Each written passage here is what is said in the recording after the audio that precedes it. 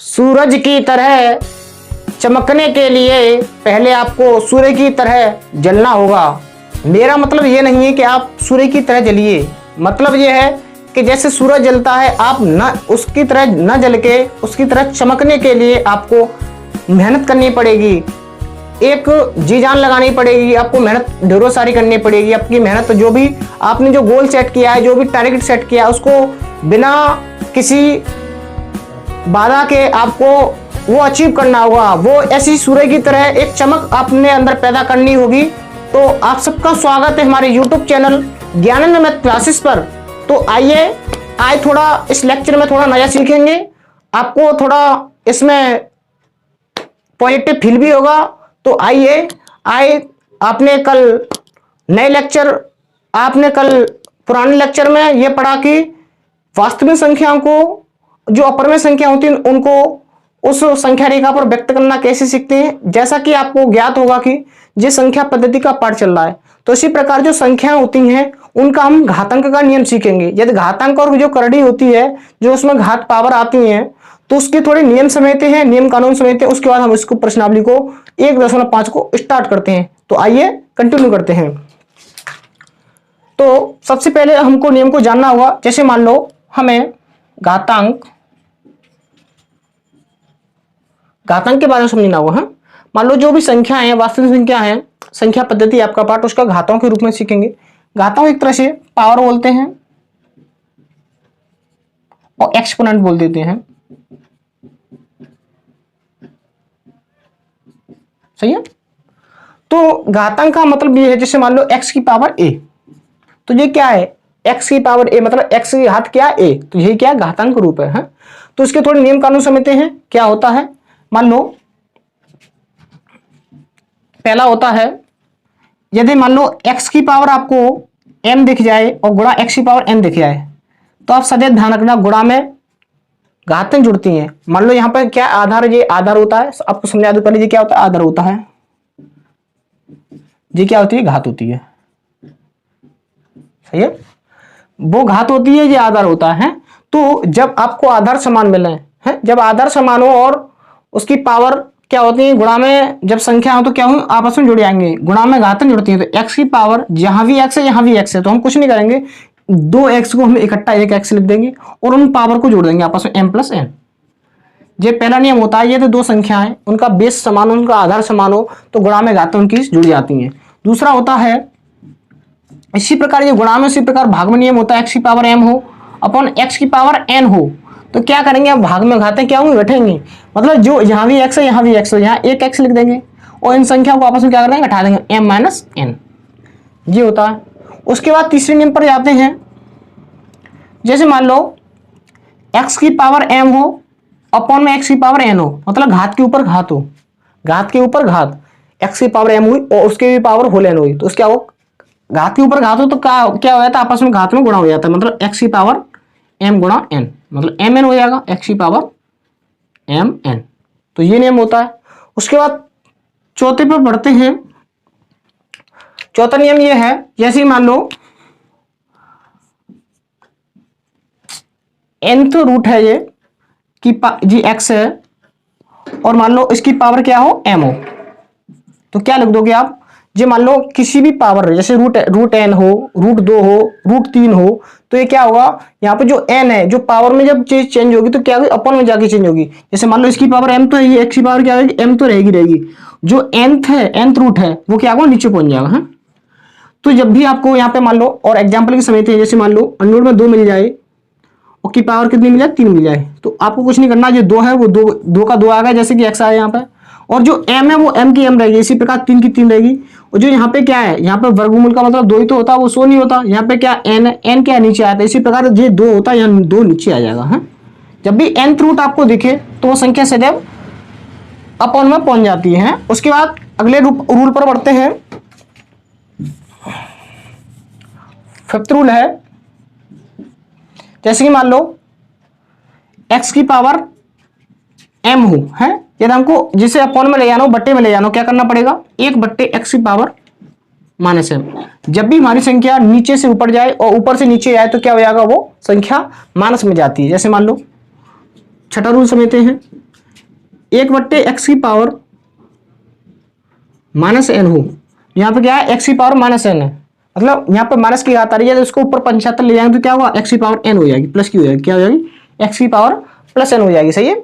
और उसके बाद और समझते हैं, जैसे मान लो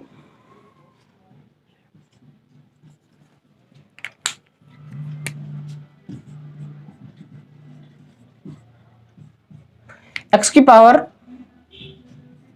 एक्स हो, सॉरी एक्स की पावर एम हो अपन एक्स की पावर एन हो। सही है। यहां भी क्या, सॉरी वाई की पावर एम हो, मतलब एक्स की पावर एम वाई की पावर एम। यहां पे क्या है इसके आधार तो समान है लेकिन वो आधार तो विपरीत है लेकिन क्या है घात समान है, तो क्या कर देंगे एक्स की पावर एम वाई की पावर एम, दोनों की पावर एम है तो क्या लिख देंगे एक्स अपन वाई की पावर होल पावर एम, सीधे एक ही वर्ड में लिख देंगे हैं। इसकी भी पावर एम थी इसकी भी पावर एम थी, दोनों को हमने एक में कर दिया और एक्स अपन वाई कर दिया। इसी प्रकार हम गुणा में भी कर सकते हैं। मान लो 8वां रूल है, जैसे मान लो एक्स की पावर एम हो इंटू वाई की पावर भी एम हो, तो क्या करेंगे यहाँ पे एक्स की पावर एम वाई की पावर एम, तो एक्स गुणा वाई की पावर होल पावर क्या हो जाएगी एम हो जाएगी है। और बस आपके यही रूल हैं, ये तो और भी मतलब प्रश्नावली करते समय और भी रूल आएंगे तो मैं आपको उसको अवगत कराऊंगा, उनको आपको जानकारी दूंगा मैं। उसके बाद हम नंबर पर बढ़ते हैं। पहला प्रश्नावली 1/5 का पहला क्वेश्चन है कि ज्ञात कीजिए 64 की पावर 1/2। सही है, चलिए ज्ञात करते हैं। आशा करता हूं आपने पहले ये रूल समझ लिए होंगे हैं। तो मान लो जैसे कि पहला क्वेश्चन है, पहले का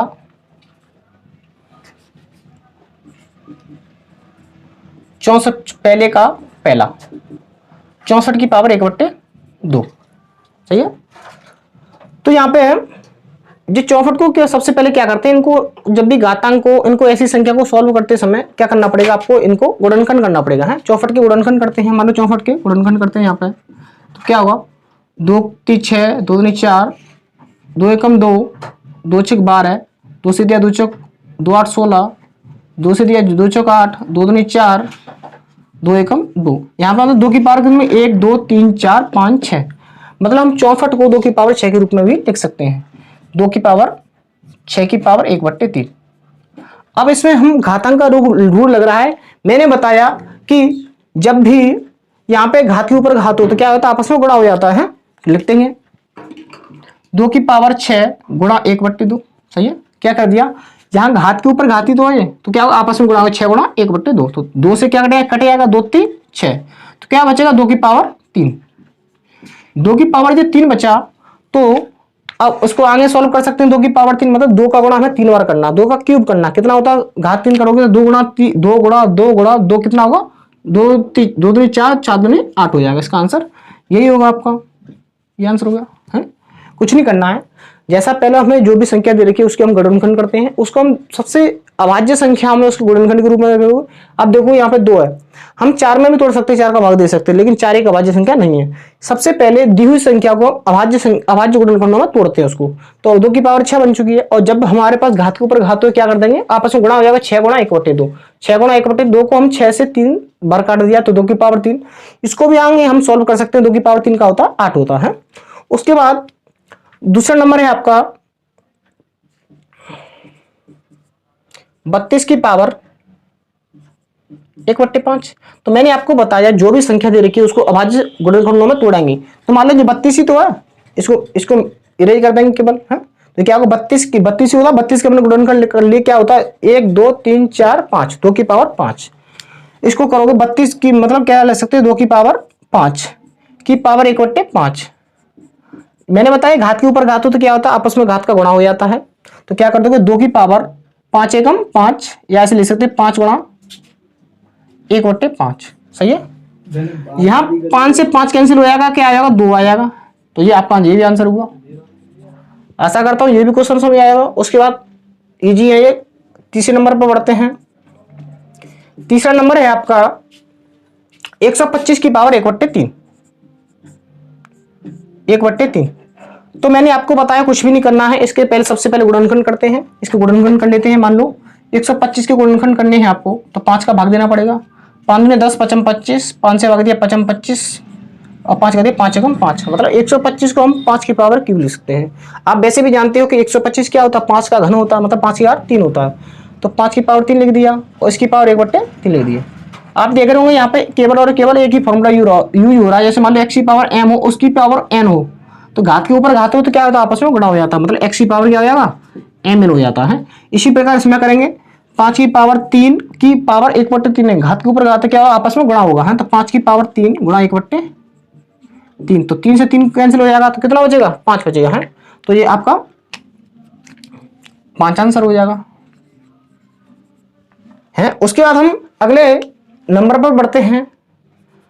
पहले क्वेश्चन में 3 नंबर थे, उसके बाद क्वेश्चन नंबर 2 की तरफ बढ़ते हैं। क्वेश्चन नंबर 2 का पहला है, इसमें भी ज्ञात कीजिए 9 की पावर 3/2, 9 की पावर 3/2, सही है। तो कुछ नहीं करना है, सबसे पहले हमको जो भी हमें संख्या दे रखी है उसको हमें अभाज्य गुणनखंडों में तोड़ना है। तो 9 को क्या ले सकते हैं हम, 9 को हम 3 का वर्ग ले सकते हैं। 9 क्या होता है, 3 का वर्ग ही होता है। और इसको क्या ले सकते हैं, 3/2 को यूं की यूं छोड़ देंगे, सही है। उसके बाद घात के ऊपर घात स्थिति बननी है ऐसी, तो क्या करेंगे, इन दोनों का आपस में गुणा कर देंगे हैं। तो इन दोनों का आपस में गुणा कर देंगे तो क्या होगा, 3 की पावर 2 गुणा 3/2, सही है। इसमें क्या बात क्या होगा, 3 की पावर 2 का मतलब क्या, 2 से 2 कैंसिल हो जाएगा यहाँ पर, क्या बचेगा, 3 की पावर 3, 3 की पावर 3 का मतलब है 3 का हमें 3 बार गुणा करना, 3 गुणा 3 गुणा 3, कितना हो जाएगा, 3 3 का 9, 9 3 27, जी आपका आंसर हुआ है। उसके बाद दूसरे नंबर पर बढ़ते हैं। दूसरा नंबर है 32 की पावर 2/5, 32 की पावर 2/5।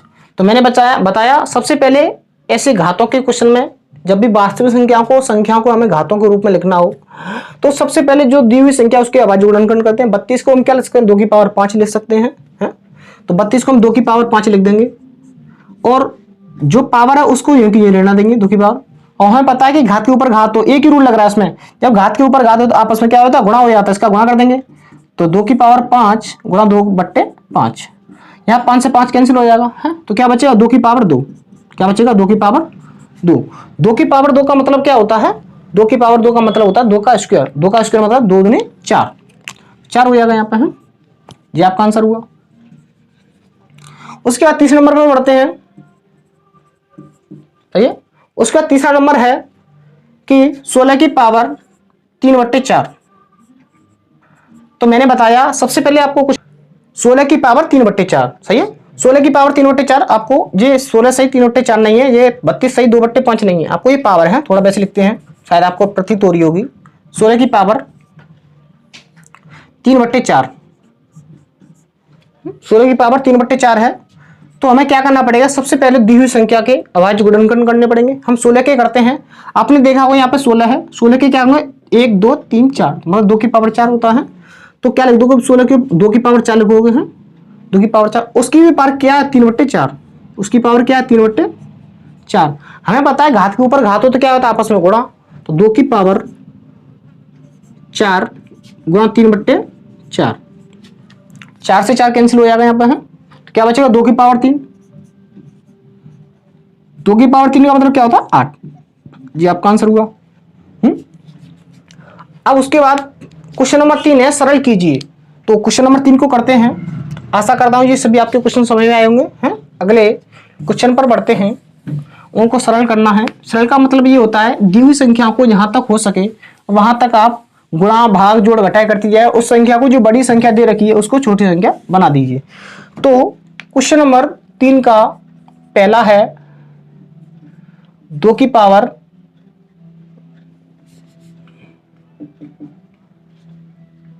2/3 इंटू 2 की पावर 1/5। अब यहां पे थोड़ा एक नया रूल लगेगा जो मैंने बताया कि यहां क्या लग रहा है, घातें क्या समान है, घातें वो सॉरी आधार क्या समान है। जब भी आधार समान हो तो क्या होता है, गुणा में घातें जुड़ती हैं।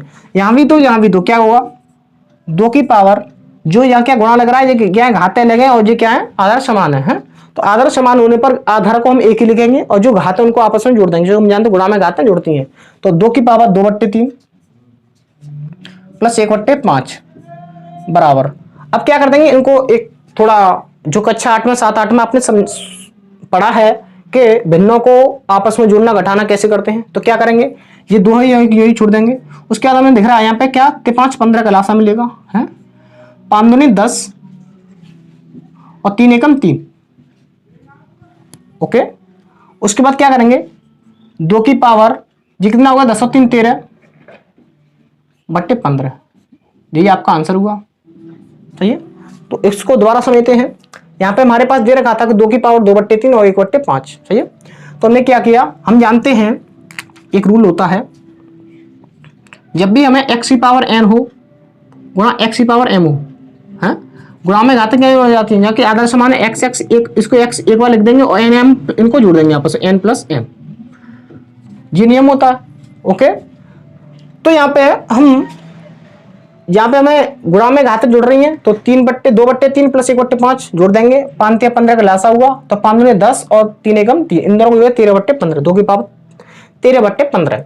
उसके बाद दूसरे नंबर पर बढ़ते हैं।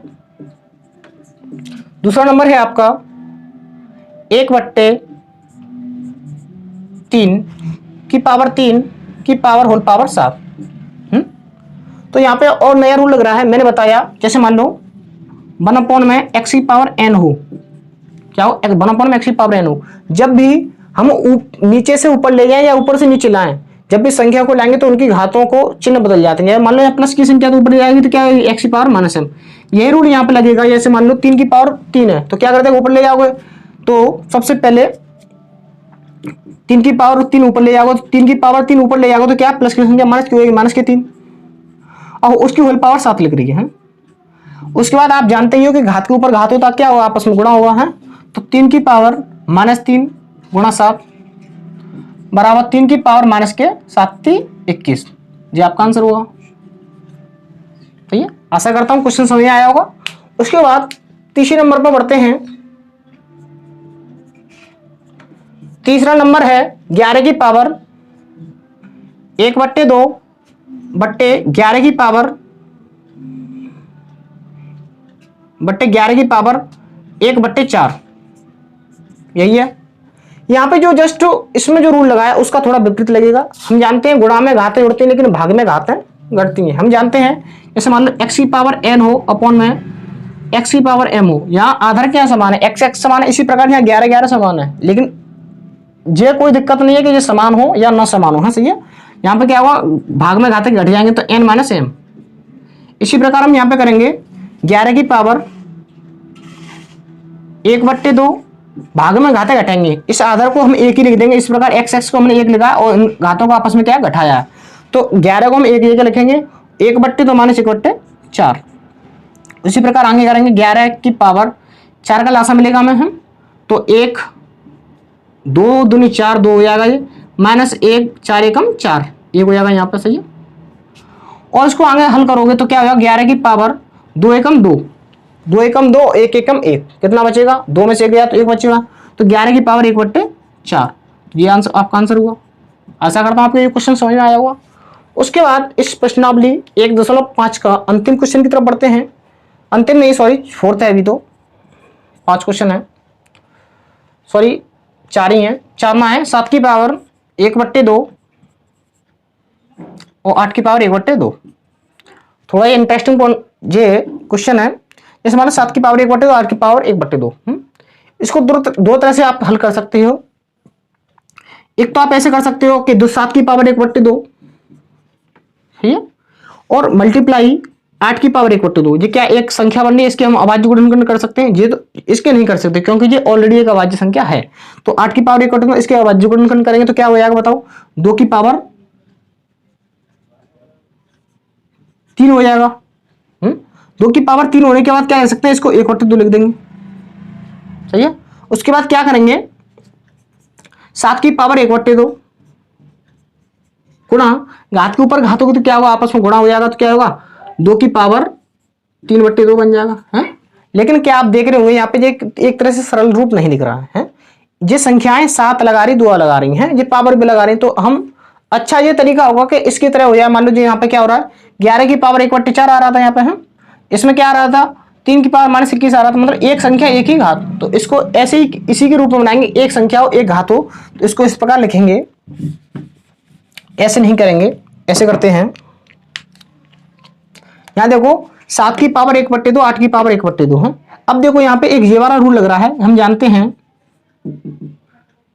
x की पावर n हो इंटू x की पावर m हो, सही है, सॉरी x की पावर n हो और y की पावर भी n हो, y की पावर भी n हो। यहाँ पे क्या है, इतनी देर से क्या हो रहा था, यहाँ पे हमारे जो आधार थे वो समान थे, घातें भिन्न थी, लेकिन यहाँ क्या हो गया, यहाँ घातें समान है, आधार भिन्न है, तो क्या कर देंगे, यहाँ भी n यहाँ भी n, तो x गुणा y करके होल पावर n कर देंगे। यहाँ पे क्या कर देंगे, ये n 2 बार आ रही है उसको हम एक बार लिख देंगे, उन संख्या को आपस में क्या कर देंगे, गुणा लग रहा है तो गुणा, भाग लग रहा है तो भाग। तो इसी प्रकार आप यहाँ पे देख रहे हो, यहाँ भी इस 7 की पावर 1/2, 8 की पावर भी 1/2 है, तो क्या कर देंगे, आपस में गुणा कर देंगे, 7 गुणा 8, और इसको क्या लिख सकते हो, इसकी पावर 1/2, इसकी पावर 1/2, होल पावर 1/2 लिख सकते हो, सही है। उसके बाद क्या हुआ, आगे थोड़ा सिंप्लीफाई करोगे, 7 8 56, तो यहाँ 56 की पावर 1/2, तो 56 की पावर आप 1/2 करोगे, आपका यही आंसर होगा। आप यहाँ पे देख रहे हो, हमने वो वाला आंसर क्यों नहीं किया, हमने इसलिए नहीं किया कि वो संख्या है दो ही घात में आ रहा था, दो ही संख्याओं में आ रहा था, और ये संख्या आप देख रहे होंगे एक संख्या बन रही है और एक ही घात बन रही है, तो ये आपका आंसर हुआ। तो ये आपका प्रश्नावली 1.5 के सभी क्वेश्चन हुए। तो आशा करता हूं आपके ये क्वेश्चन समझ में आए होंगे, हैं। यदि आपको ये वीडियो अच्छी लगी हो, यदि लेक्चर अच्छा लगा हो, कुछ थोड़ा नया सीखने को मिला हो, तो इस वीडियो को प्लीज लाइक कीजिए, शेयर कीजिए और अपने दोस्तों में शेयर कीजिए, और इस चैनल को, मेरे चैनल को सब्सक्राइब कीजिए, और ऐसे ही आगे मेरे साथ बने रहिए। तब तक के लिए bye bye, thank you, take care.